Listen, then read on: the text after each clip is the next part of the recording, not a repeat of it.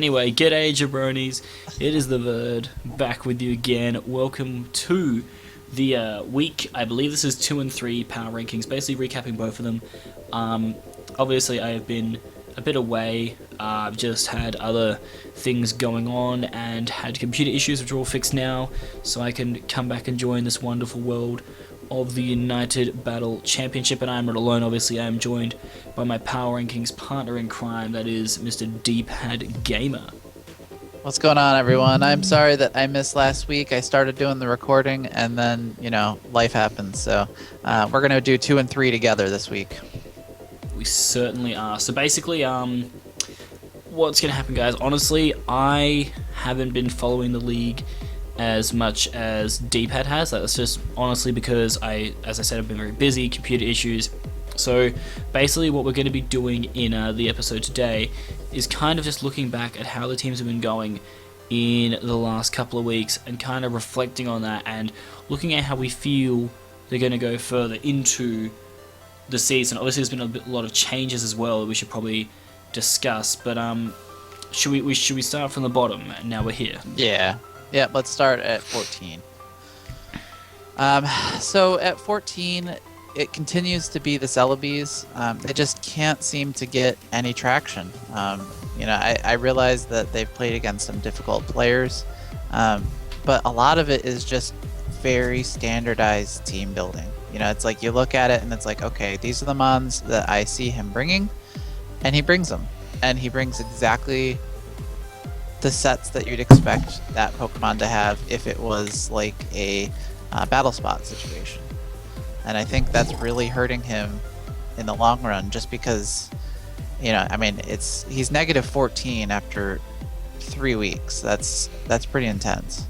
Yeah, definitely just a lack of, I think, depth and creativity, but I think that also is a factor that comes from being in league formats for a while. I think we all were in that situation initially when we were starting out, and we weren't really too sure of certain sets and certain things that would work for us. So I think this league is going to be a bit more of a learning curve for him understanding how certain sets and whatnot truly do work in this format. And I think the more that he can get his battles, sure, he's going to lose a lot of battles, but I think by the end of the season he is definitely going to be getting a bit more improvement, and I think that it'll make it, it'll make him a better battler. But I mean, I've seen this a million times before. One of the bigger ones that I saw this was actually our friend Choice CJ in a different league where he started out with not a great team. Obviously, it wasn't really drafted by him, but he was still, starting kind of out as a battler there.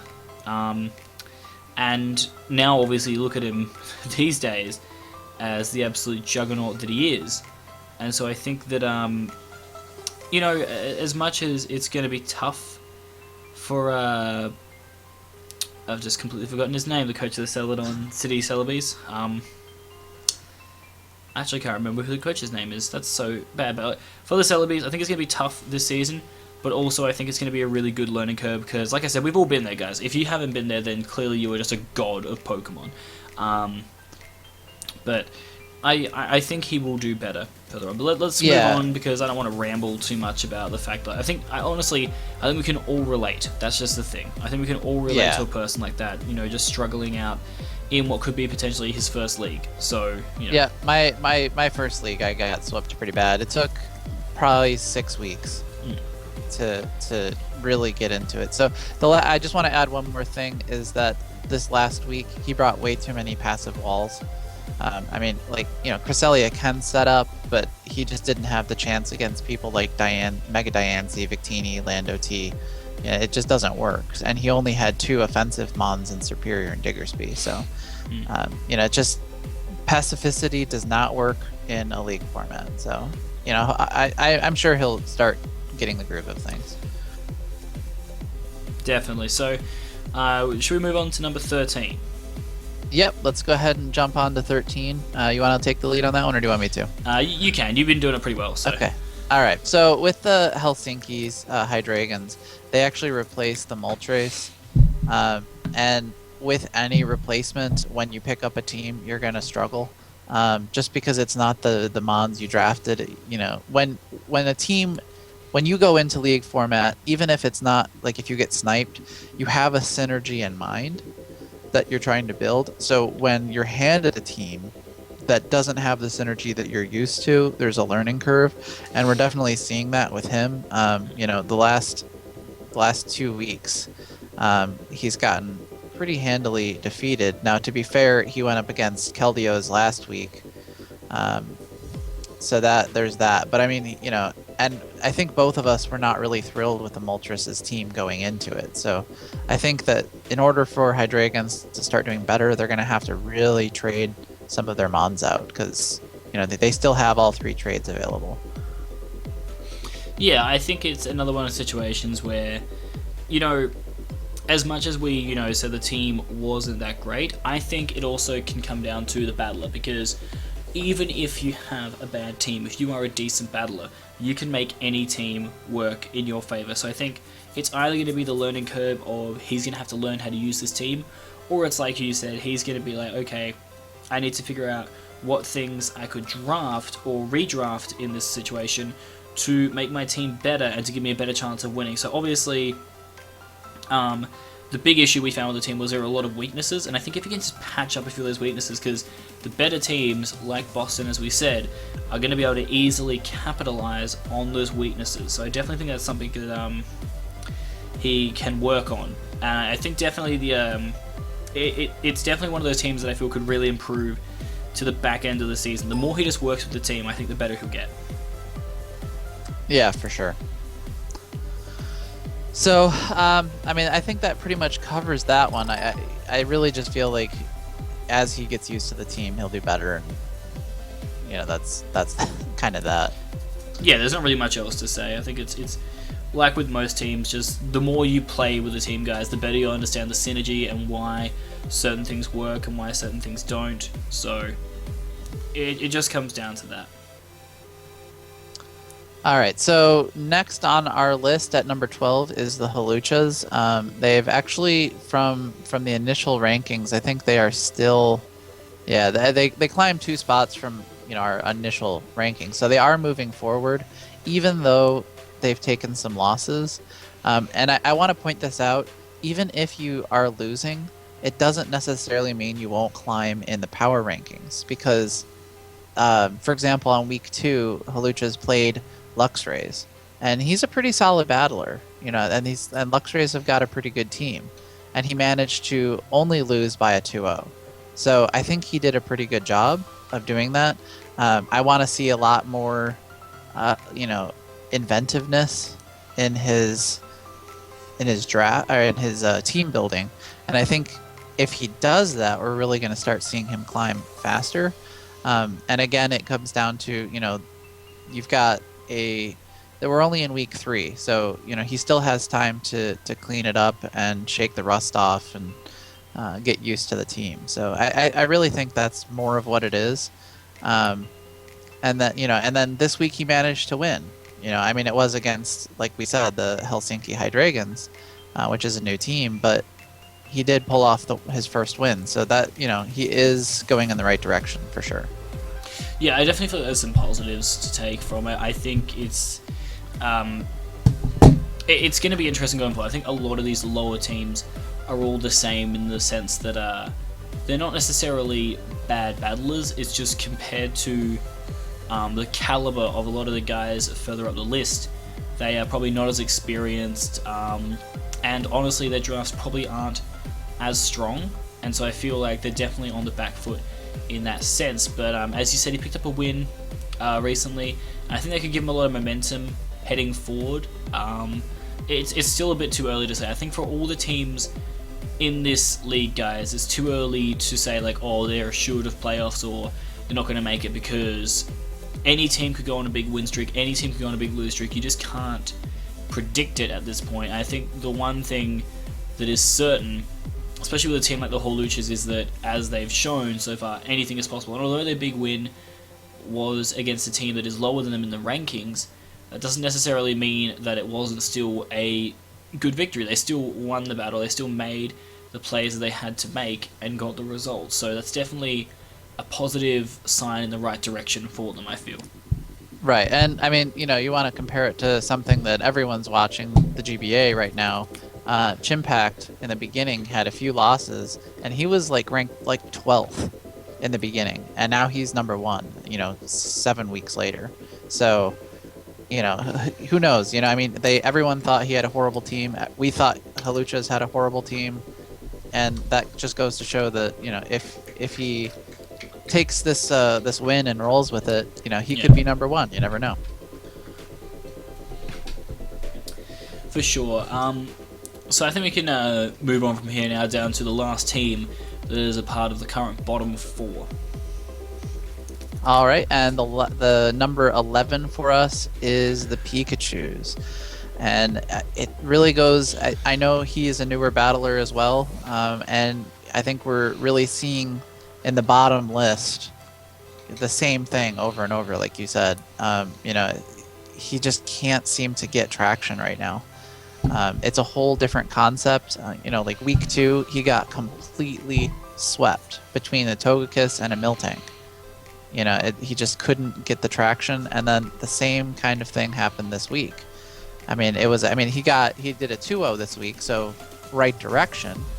But at the same time, he really needs to evaluate his team and look at, because he's got solid mons. He's got Charizard X, which is amazing wall breaker, or staller, depending on how you build it. Goodra is an amazing dragon type. Excadrill is really good. So he's got good mons, and he can make it work. But, like this week, a regular Diancie got 2 kills. And then Tornadus T is a beast. You know what I mean? So it's like, yeah. I don't, it's almost painful watching, because you see these great mons, and it's just not, very clean right now. So I don't know. He's dropping in the rankings very quickly. That cash little fairy tale theme song just chilling there as your phone went off. Yep, sorry about that, guys. I don't know if people will hear that or not. They might. No, I do agree. I think it's, again, like, Johan isn't bad. I think one of the things that also helps him, I think, with his development is that obviously his relationship with Misty, who was a part of the PMC. I feel like both of them, especially her at the end of that season, she had taken a massive learning curve from it all, and so I feel like he's going to find the same thing through this league, which is one of the best things I think about this league format, is these guys that are down lower are getting that opportunity to get that experience, so that when they get into other leagues, or into the next season of a certain league like this, they can extend themselves better and become better battlers. And I think for me as an analyst, that's the most promising thing, is that sure, they might be losing, and sure, they may not understand the game better than other people, but I mean, at the end of the day, I feel that all these guys, like Johan especially, he tries, and he doesn't always come up with the most creative sets, but I think he has drafted a very, very solid team, and I think it will get him a few wins this season, definitely, because it is one of those teams that actually can match up really nicely against a lot of opponents, and that's really going to garner well from him. I think he's just got to keep getting into the groove, keep understanding his team, and then the results will come.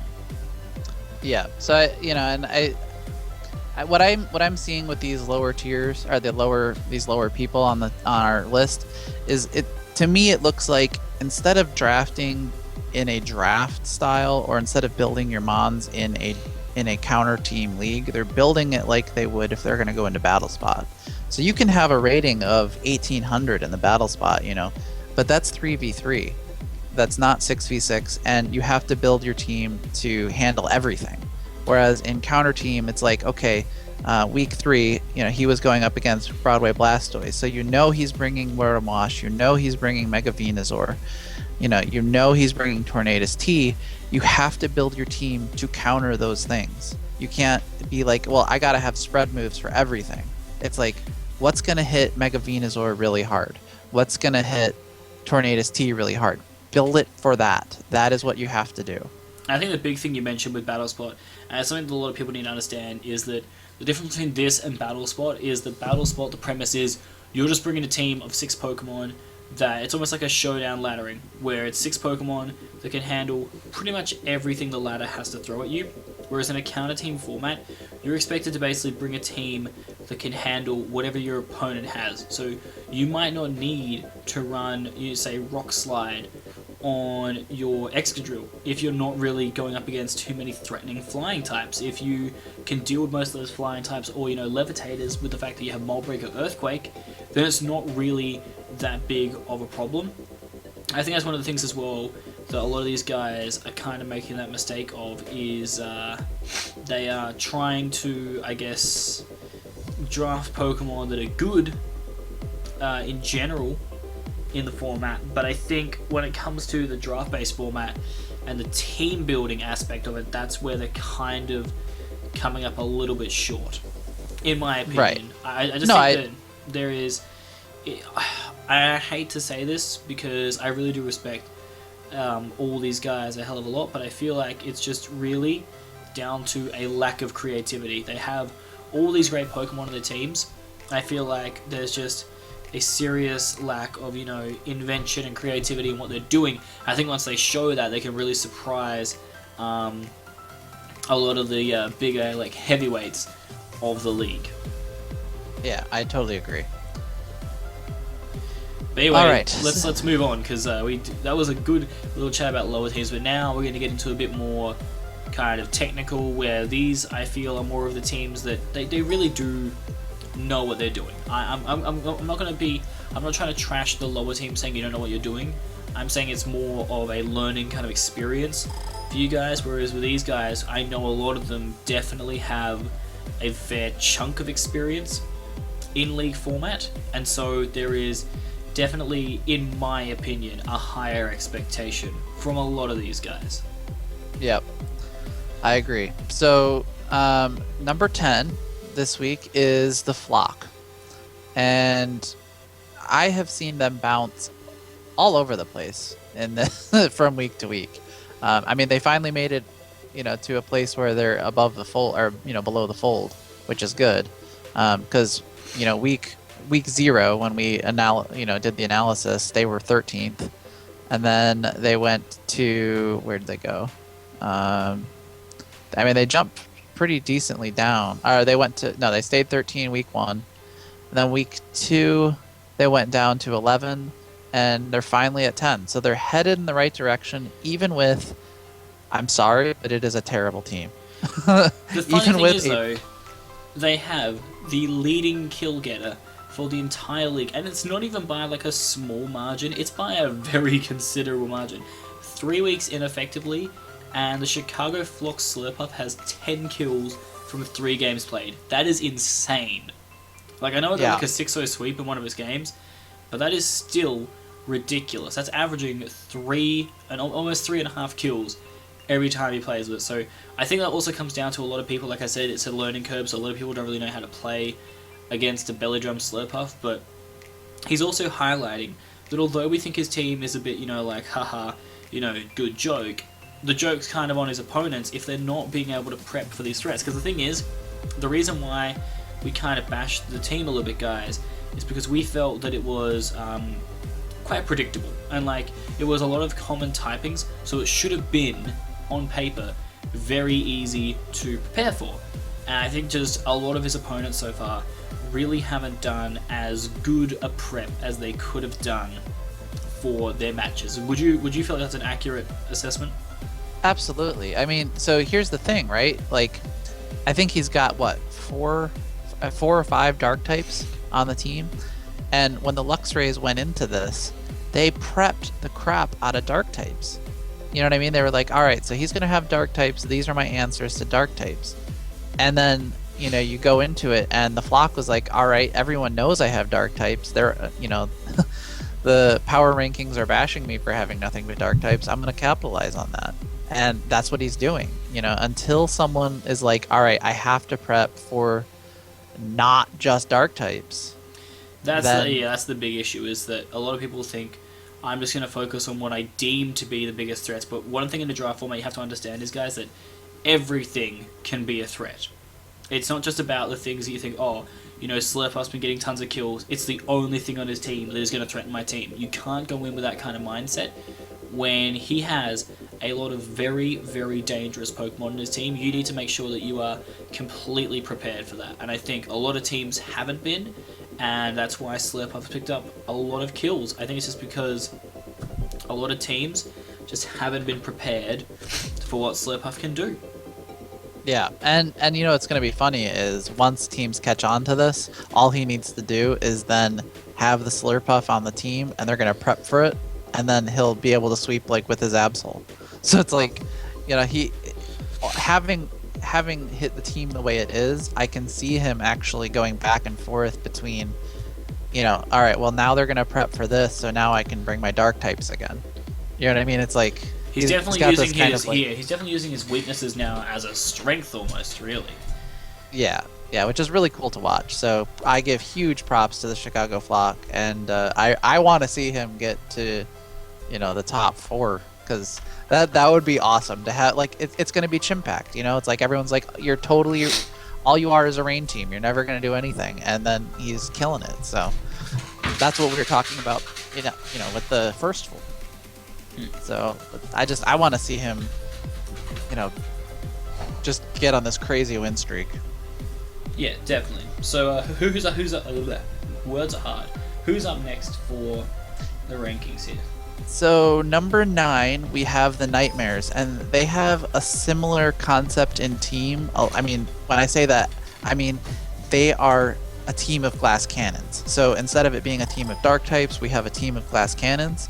And he's kind of in the same boat where he bounces around a lot, you know. I mean, we're like, he was, you know, week 1 he was down, he went to 7th from 9th, and then he went back up to 9th, and now he's at 9th again. So it's like glass cannons and hyper offense can work, but if you don't have an answer for a bulky type that's going to be able, like a Conkeldurr that can just, like, you know, kill you with a Mach Punch, like that kind of thing, I don't know what to say, you know. I mean, I don't like drafting. I love hyper offense myself, but I don't like drafting hyper offense because it doesn't work in League.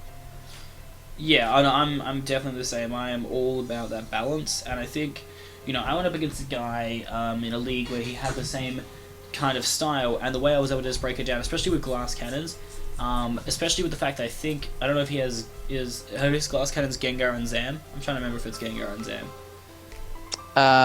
Yeah, I think so. But I mean, like this week he brought Gengar, Vaporeon, Ninetales, Zebstrika, Frostlass, and Mega Steelix. So the only ones that can take hits is Vaporeon and Mega Steelix. Frostlass dies, you know, almost immediately.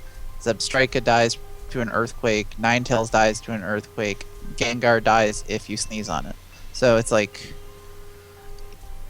yeah, he's definitely rolling the dice there a bit. But I think also it's a kind of style that if you have a certain, like, sometimes even with a balanced team, hyper offense can work out very well for you, because your opponent might be like, oh well, he's probably gonna have to bring, you know, at least some kind of check to this, I'm gonna prep for that.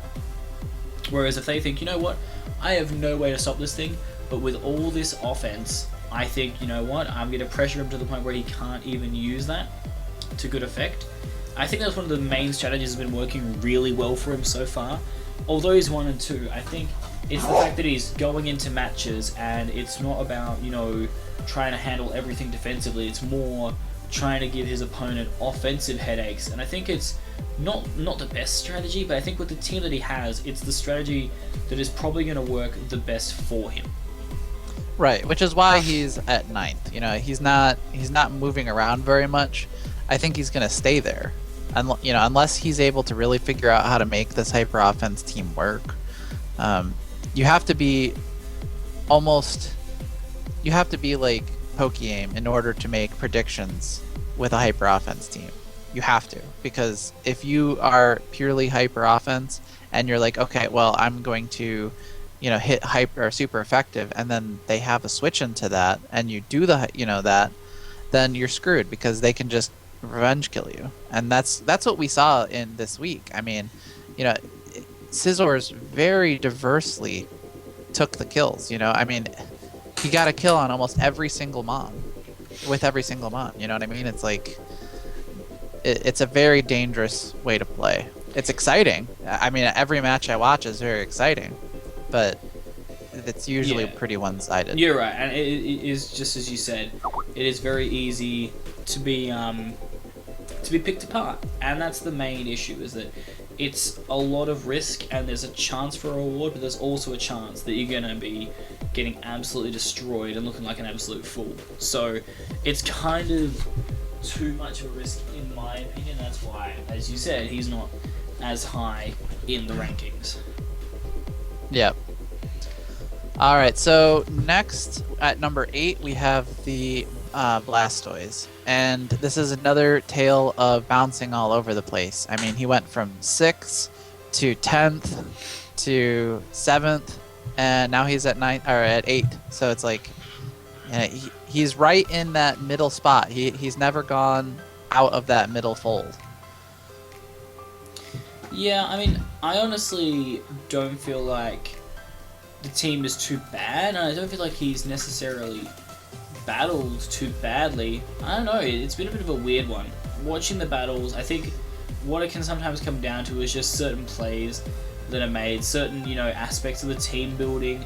I think that's why it's really important when people look at how we rank these things. You have to understand that we're looking at this from like every single element of your team, whether it comes down to how you prepped for your opponent, to how you battled, to how your overall draft is. And I think in his matches, I don't know, I've just kind of been left kind of wanting a little bit more from him. I don't know, I just feel like there's a lot of creativity that's just lacking there. But do you feel like he's been creative enough? His team is kind of, I feel like his team has the 4 move slot syndrome. Almost all of them. You know what I mean? Like Mega Venusaur, it's like, what do I run? Which is good because you can run it physical or you can run it special. But I think he's really struggling with that concept.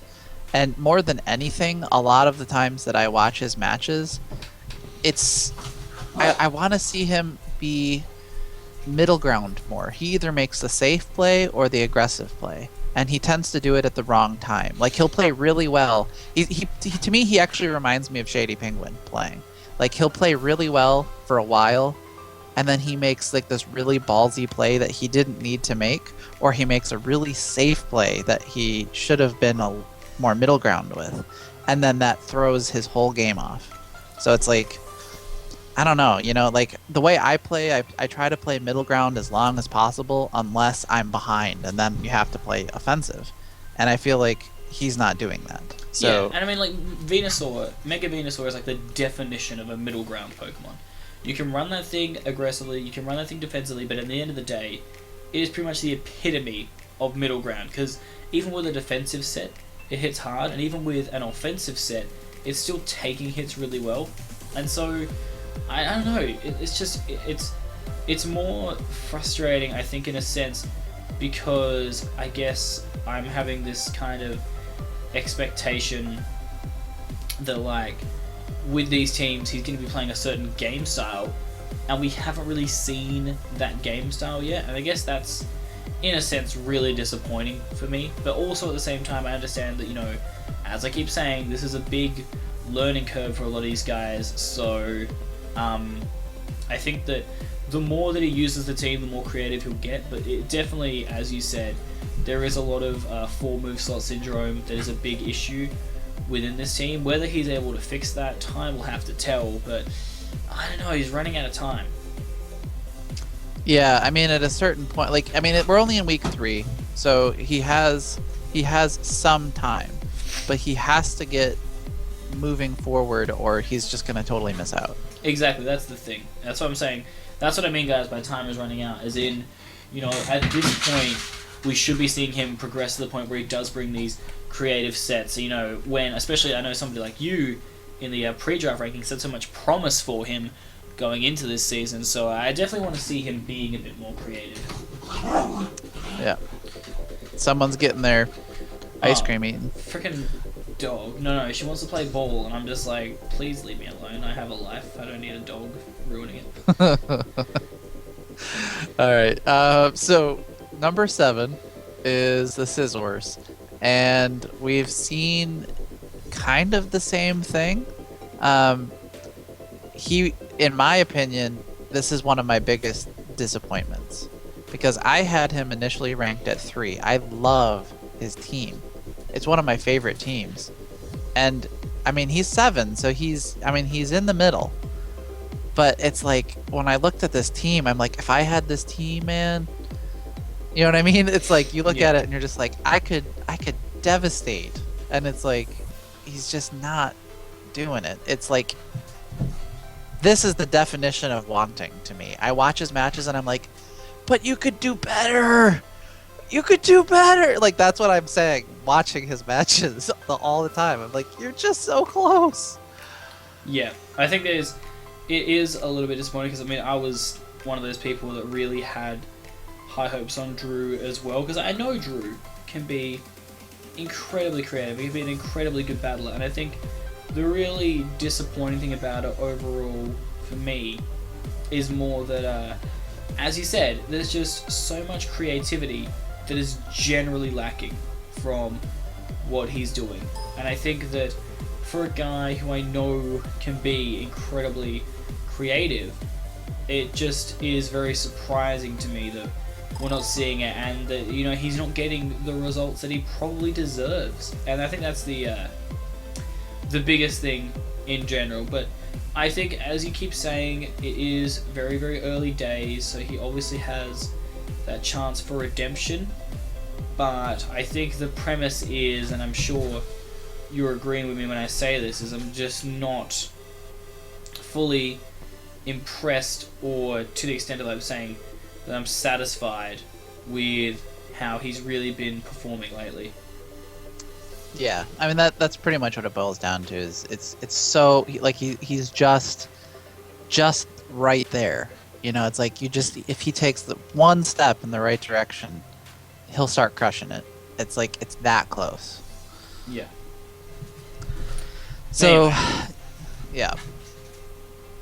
So, all right. So I believe we are on to the next slide. Yeah, or right or no? Yeah, I think so. Okay. If my maths is correct, which it normally isn't because I'm terrible at maths. But Yeah, I'm trying to look at this. 2, 3, 4, 5. 1, 2, 3, 4. Okay, no, we have a few more yet because we have to do the next 2, and then the last 4 will be on one slide. Oh, that's so. right. I forget Yeah, how 'cause it's it's- done. Yeah, there's 14 teams, not 16, so it's 5, 5, and 4 on the slides. So, so next we have the Talonflames, and again we're seeing some up and down, but for the most part, I think he's going in the right direction because our first rankings he was 10, then he lost and we put him at 11, but then the next week he jumped down to 8, and now he's down to 6. So he is really, it's like he took that first loss to heart and he's like, all right, I got to build a better team. I got to be way more prepared. You know, I can't just goof off. And he's really shown that he can do that. You know, I mean, he has a good team, and Mega Aggron is such an amazing wall. I think it's actually one of the most underrated megas for draft format. And he's using it really well now that the first week is out of the way. And he has Milotic to handle, a lot of things. And Machamp he's using really well. So I'm really proud of how he took that first loss and turned it around.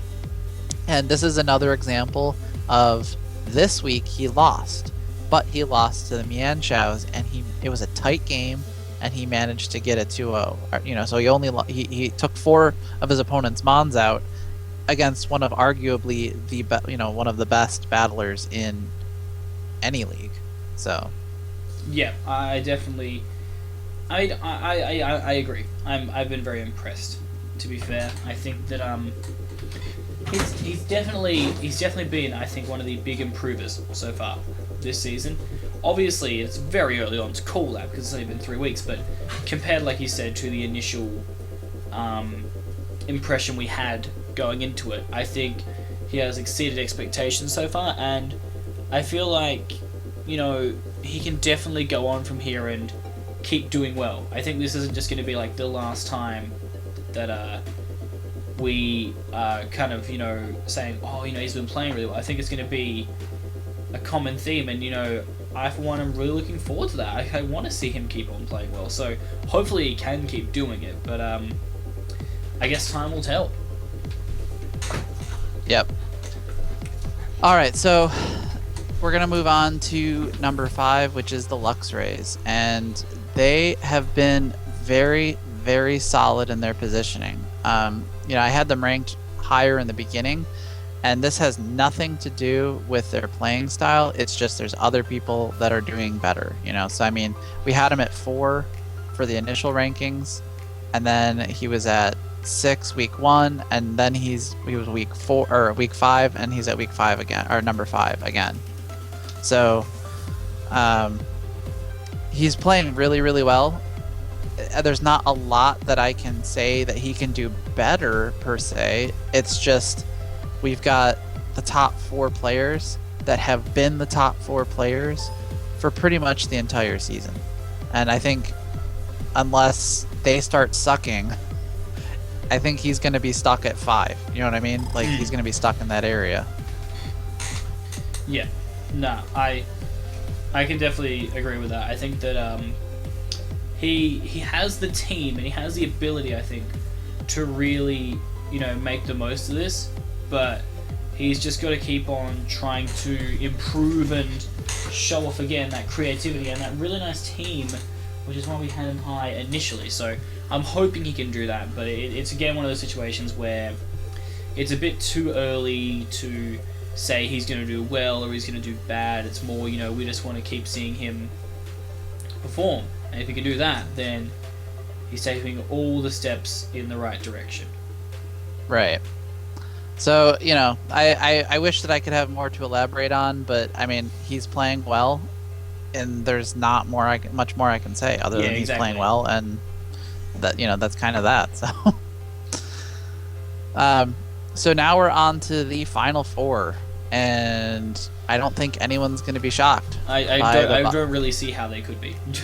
When you look at their form so far, I don't really see how you could be completely shocked by these. Yeah, I mean, and honestly, at this point, these last 4, it's purely opinion because they're just destroying every day they play. So, it's based on my opinion and Verd's opinion. So I think most of them could be tied in the same position. So, but we have number 4 as the Keldios. So this is a bit of a contentious one. Obviously, Keldios are, as it stands, the best team like currently in the competition, like differential-wise. I just feel that they've had a couple of really, I would say, easier matchups, and I think when they start to go up against the tougher opponents, that's when they're going to be really tested, and that's where I think people are going to realize, okay, maybe they were, kind of fair in where they ranked them. So I think that's going to be the big thing. Is that? Yeah, I agree. I mean, he had played the Helsinkis last week, and he played the Celebes this week. So that's why we have him at 4, because yes, he got a 6-0 this week, but he played against the 14th. You know what I mean? So it's like it's just, in our opinion, it's not as impressive as other teams, especially the other teams that are higher than him. I think that's the important thing to look at. Is there's only 3 teams higher, and although one of them has lost, we feel it's because they actually went up against decent opponents compared to what we're kind of seeing as a bit more of a easier win. Right, exactly. So, I mean, that's kind of that. You're doing awesome. Just keep doing it, and we'll see how you do as the week goes on. But I'm sure you're going to stay in the top 4. So 3, we have the Oriolus, and the reason this is exactly what we're talking about. This was like the match to watch this week because it was Oriolus versus Kansas City. It was intense. It was back and forth. I loved it. And the reason he's number 3 is because he lost to the number 2. You know what I mean? If he won against Kansas, he would be 2, and Kansas would be 3. You know what I mean? It's like Yeah, that's how it works. definitely. I feel like it was best match we've had. Oh no, I still think that Mien Charles against I can't remember. It was Carl's team. They played first round. That's probably still the best match we've had so far Yeah. this season. But that being said, I think that the Adam CJ match was still a very solid one. It wasn't as good as it probably could have been, but I mean, hacks is hacks. It happens. So, you know, can't really do much about that. Right. And I think considering he got hacked, he still played well. Exactly, that's the thing. I think it was still a really good battle that showcased that both of them obviously are definitely two of the best in the competition. So that was definitely a good sign to see. I Right. feel that they could maybe do better. I definitely feel like CJ didn't play at his best, and I feel like Adam can still play better than he did.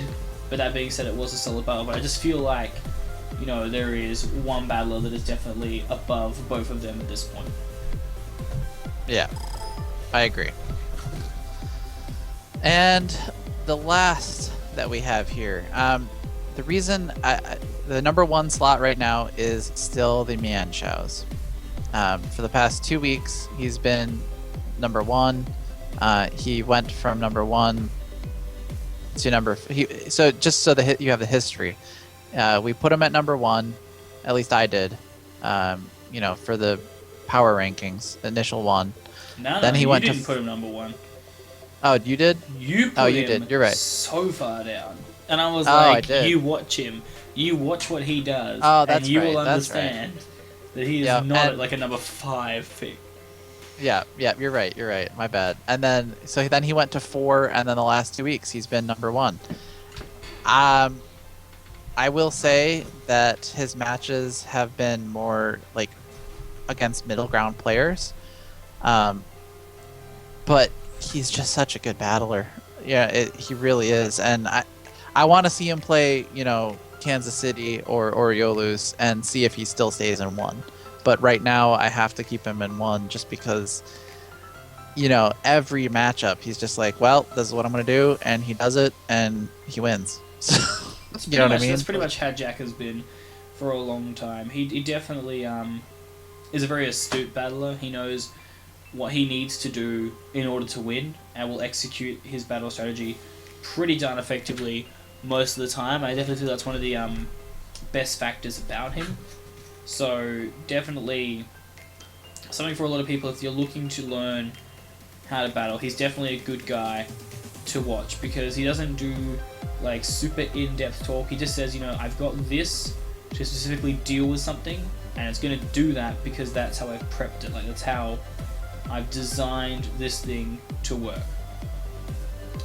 And I think that's the best part about like him as a battler, and I just feel like he just keeps on going from strength to strength when it comes to his battling. Like it just, I mean, I've seen him battle for a long time, and I mean like a long time, and I feel like the UBC has always brought out part of the best in him, which is great. But I also know that this, like, as much as this is coming from Frieza, this isn't even his final form. Like, he can do so much better than this, and I've seen him do so much better than this. So I think that's definitely just a sign for the rest of the competition, saying, you know, he's only just getting started. And I think when he goes up against his better opponents, he actually can play even better than he is now. So it's definitely going to be promising, and definitely he is one that I would watch out for. Yeah, so I want to see, like I said, I'm really excited to see him play the top 4. Once he plays the other 4 players, I want to see if he stays there. Like, that to me is one of the most exciting things about this match. His matchups is he going to stay number 1? Yeah, I honestly, I think he will, because I picked him to be number 1 for the entire season. But I also think there are a lot of teams breathing down his neck. There's definitely, I feel, a group of 4 right now that stands above the rest. And I think now what the challenge is for those people below to say, hey, you know, we can be just as good as these other guys, and we're going to prove it. And that's what I want to do. Like, Right. I think at the end of the day, and I always say this as an analyst, I want to be proven wrong. I want somebody to say, hey, you thought I wasn't going to do good in this situation. Well, look at me. I did good in this situation. And that's the thing, like, people always say, like, why are you always bashing on Adam all the time? It's because Adam is expecting me to give him praise. And the thing is, if I give him praise and just boost his ego, then he might go out thinking he's super confident and he'll lose his battle. But if I say to him, hey, you know, I don't think your team's looking that solid, or I want the other guy to win, it's going to really bring out the best in him, the competitive side of him that I know that he has, and he's going to end up winning. And it happens so often, and people are like, why are you always trashing on him? I do it because I know that it makes him play better. And that's the thing. Like, people think I'm a dick, but I'm actually just a genius. So. Very nice. But, all right, so yeah. that concludes all of the players. So next week, I'm excited to see how you guys do. Please don't take any of the stuff we're saying as personal jabs. We just, like he just said, we just want to see you do better and take the comments to heart and try to prove us wrong. Exactly. That is the biggest thing about it all, guys, is, we're not out here to tarnish reputations. We're not out here to make enemies. We're here to do what we're basically not paid to do, which is analyze teams and give our opinions on how we feel they go. And if we're right, then cool, we're right. And if we're wrong, then that's fantastic, because, we set out what we wanted to do. We wanted somebody to come along and prove us wrong. And so far during the season, that's happened. But a lot of people are still yet to do that. So we're kind of still waiting for some of you to do that. But you know what? It's almost been 50 minutes. So I think it's time to round this out. So D-Pad, thank you once again for joining me. We will be back again with week 4 power rankings. But what you guys need to do is you need to go subscribe to the UBC channel to check out more great stuff from there. You also need to go and check out D-Pad's channel. I believe you have a channel, yeah? Yes, I do. Check out D-Pad's channel, because, like, why wouldn't you? You have literally no reason not to. You can check out my channel if you want for those, like, uploads once in a millennium. I'm just a very busy That's man. because Pokemon Go is taking over your life, man. Dude, I'm up to level 21 and I hacked into it, and for some reason I'm an Australian in San Francisco, and it's great. Very nice. Anyway, that is going to do it for us, guys. So keep on following the UBC, and we will catch you guys next week. Later.